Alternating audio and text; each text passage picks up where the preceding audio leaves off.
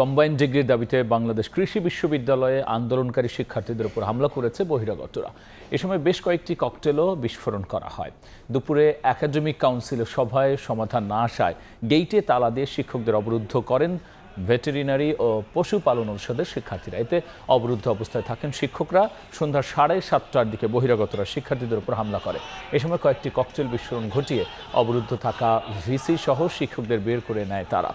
এ ঘটনায় উত্তপ্ত পরিস্থিতি বিরাজ করছে ক্যাম্পাসে। পরে শিক্ষার্থীরা উপাচার্যের বাসভবনের সামনে গিয়ে অবস্থান নেন।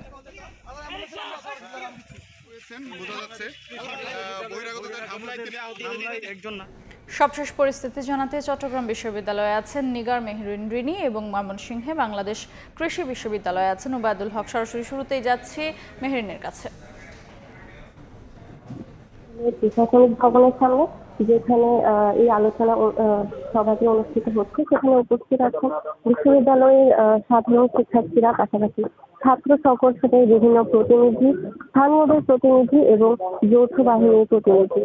বিশ্ববিদ্যালয়ের প্রশাসন সেখানে উপস্থিত আছেন। মূলত এই আলোচনার পরেই আমরা জানতে পারবো যে প্রশাসন এই পুরো ঘটনার জন্য কি ধরনের ব্যবস্থা গ্রহণ করবেন।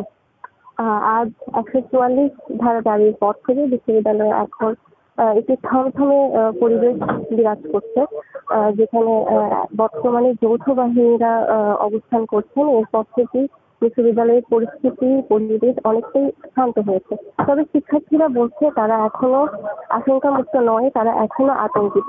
এবং আমরা দেখেছি সন্ধ্যা নাগাদ বিশ্ববিদ্যালয়ের 2 নং গেট এলাকা, যেখানে মূলত এই সংঘর্ষের ঘটনাটি ঘটে, শিক্ষার্থীদের উপর এবং আমরা দেখেছি সন্ধ্যা নাগাদ বিশ্ববিদ্যালয়ের 2 নং গেট এলাকা, যেখানে মূলত এই সংঘর্ষের ঘটনাটি ঘটে, শিক্ষার্থীদের উপর হামলা হয়। সেখান থেকে শিক্ষার্থীরা, তারা যে বাসা ভাড়া থাকতেন, সেখান থেকে শিক্ষার্থীরা নিরাপদে ওই স্থান ত্যাগ করে নিরাপদ স্থানে চলে যায়।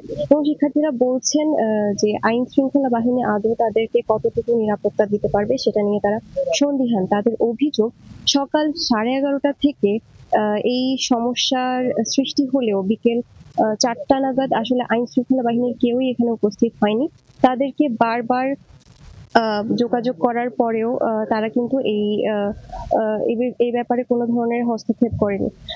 এই ছিল চট্টগ্রাম বিশ্ববিদ্যালয় থেকে আমার কাছে ঘটনার সর্বশেষ। এই মুহূর্তে ময়মনসিংহ কৃষি বিশ্ববিদ্যালয়ে আছে আমাদের সহকর্মী ওবায়দুল, আমরা সেখানে যোগ দিচ্ছি।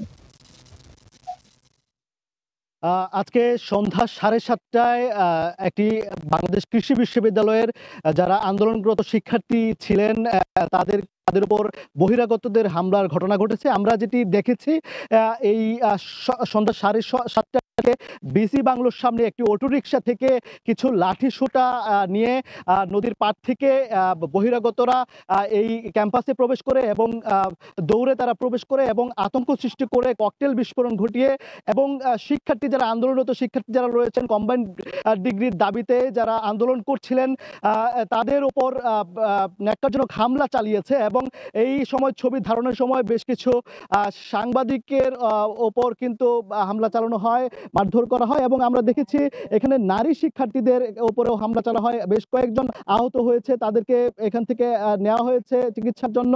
এবং আমরা যেটি দেখেছি যে মূলত তারা ছাত্রলীগের আস্তানা ভেঙে দাও, গুড়িয়ে দাও এমন স্লোগান নিয়ে আসলে বহিরাগত যারা ছিলেন তারা হুট করেই আসলে এই ক্যাম্পাসে প্রবেশ করে এবং যারা অবরুদ্ধ ছিলেন বিশেষ শিক্ষক তাদেরকে এখান থেকে বের করেন। এবং আমরা দেখেছি যে শিক্ষকরাও এই ছাত্রদের উপরে মারধর করেছে এবং সম্পূর্ণ ঘটনাটি ঘটেছে পুরোপুরি প্রশাসনের উপস্থিতিতে। জেলা প্রশাসন এবং জেলা পুলিশ এখানে তারা ঠায় দাঁড়িয়েছিলেন, আসলে তাদের কোনো ধরনের পদক্ষেপ নিতে দেখেননি শিক্ষার্থীরা, এমন অভিযোগ করছেন। তারা বলছেন যে ভিসি এবং শিক্ষকদের মোবাইলে আসলে বহিরাগতদের এনে এখানে হামলার ঘটনা ঘটানো হয়েছে। তো এই ছিল বাংলাদেশ কৃষি বিশ্ববিদ্যালয় থেকে আমার কাছে থাকা সবশেষ খবরাখবর। সরাসরি যুক্ত ছিলাম বাংলাদেশ কৃষি বিশ্ববিদ্যালয় ও চট্টগ্রাম বিশ্ববিদ্যালয়।